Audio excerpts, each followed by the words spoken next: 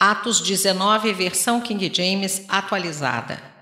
E aconteceu que, enquanto Apolo estava em Corinto, Paulo atravessou as regiões altas e, chegando a Éfeso, encontrou ali alguns discípulos e lhes indagou: Recebestes o Espírito Santo na época em que crestes? Ao que eles replicaram: De forma alguma, nem sequer soubemos que existe o Espírito Santo. Diante disso, Paulo questionou: Ora, em que tipo de batismo fostes batizados então? E eles declararam: No batismo de João. Então Paulo lhes explicou: O batismo realizado por João foi um batismo de arrependimento. Ele ordenava ao povo que cresce naquele que viria depois dele, ou seja, em Jesus. E compreendendo isso, eles foram batizados no nome do Senhor Jesus. Quando Paulo lhes impôs as mãos, veio sobre eles o Espírito Santo e começaram a falar em línguas e a profetizar. Eram ao todo cerca de 12 homens. Assim, durante 3 meses, Paulo frequentou a sinagoga, onde pregava com ousadia e poder, dissertando com eloquência e convencendo a muitos sobre o reino de Deus. Todavia, alguns deles demonstraram que seus corações estavam petrificados e descrentes e passaram a falar mal do caminho para toda a comunidade. Paulo então afastou-se deles e, tomando consigo os discípulos, começou a ensinar diariamente na escola de Tirano. E assim procedeu por 2 anos, de forma que todos os habitantes da Ásia pudessem ouvir a palavra do Senhor, tanto judeus como gregos. Deus fazia milagres maravilhosos por meio das mãos de Paulo, de tal maneira que até lenços e aventais que Paulo usava eram levados e colocados sobre os doentes. Estes eram curados de todas as suas enfermidades, assim como espíritos malignos eram expelidos deles. E alguns judeus que peregrinavam praticando exorcismo tentaram invocar o nome do Senhor Jesus sobre os tomados por espíritos malignos, mandando: Esconjuro-vos por Jesus a quem Paulo prega.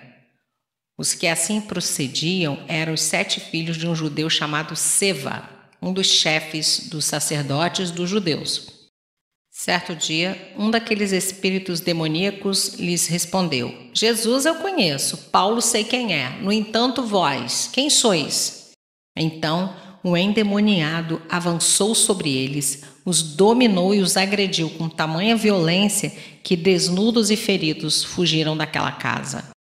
Assim que esse acontecimento se tornou conhecido de todos os judeus e gregos que habitavam em Éfeso, toda a população foi tomada de grande temor e o nome do Senhor Jesus era engrandecido. Muitos dos que creram, assim que chegavam, começavam a confessar e a declarar em público suas más obras praticadas.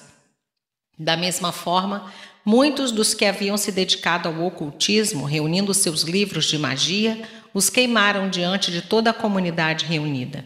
Calculados os seus preços, chegou-se à estimativa de que o valor total equivalia a 50.000 moedas de prata. E assim, a palavra do Senhor era grandemente propagada e prevalecia poderosamente.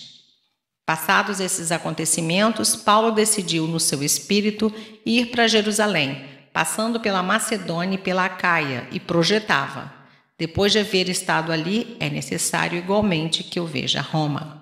E enviando à Macedônia 2 dos seus cooperadores, Timóteo e Erasto, ficou por mais algum tempo na província da Ásia. Naquele tempo aconteceu grande alvoroço por causa do caminho. Um ourive chamado Demétrio, que confeccionava miniaturas de prata no templo de Diana e proporcionava grandes lucros aos artífices, promoveu uma reunião desses com os demais trabalhadores dessa profissão e lhes declarou: Senhores, sabeis que deste ofício vem o nosso enriquecimento. E estais observando e ouvindo que não apenas em Éfeso, como também em quase toda a província da Ásia, esse indivíduo, Paulo, tem persuadido e alterado o modo de viver de muitas pessoas, afirmando que deuses feitos por mãos humanas não têm poder divino. Ao continuar isso, corremos o risco de ver não apenas nossa arte perder o prestígio que ostenta diante de todos, como também de o templo da grande deusa Diana cair em descrédito. E mais, de a própria deusa, hoje adorada em toda a província da Ásia e em todo o mundo, ser destituída de sua majestade divina. Assim que ouviram isso, foram tomados de grande ira e começaram a exclamar: "Grande é a Diana dos Efésios!" Rapidamente toda a cidade foi envolvida por absoluto alvoroço.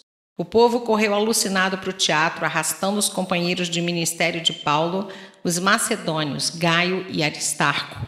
Então Paulo quis apresentar-se à multidão, mas os discípulos o contiveram.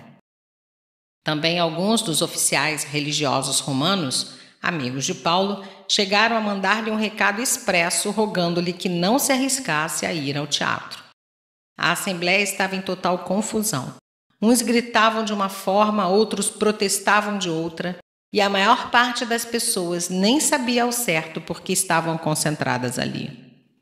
Um grupo saído da multidão julgou que Alexandre fora o causador daquele tumulto, quando os judeus o impeliram para que fosse à frente. Ele, por sua vez, fazia sinal com as mãos, solicitando silêncio ao povo para que pudesse expressar sua defesa pública.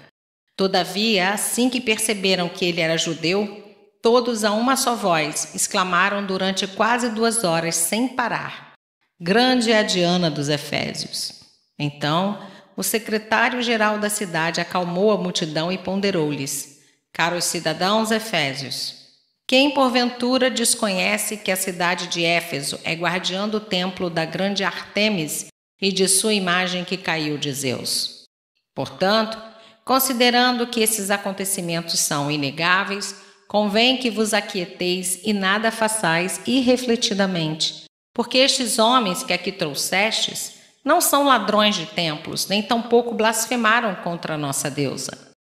Assim, se Demétrio e os artífices que o acompanham têm alguma queixa contra alguém, os tribunais estão abertos e há procônsules para isso. Eles que apresentem suas denúncias ali.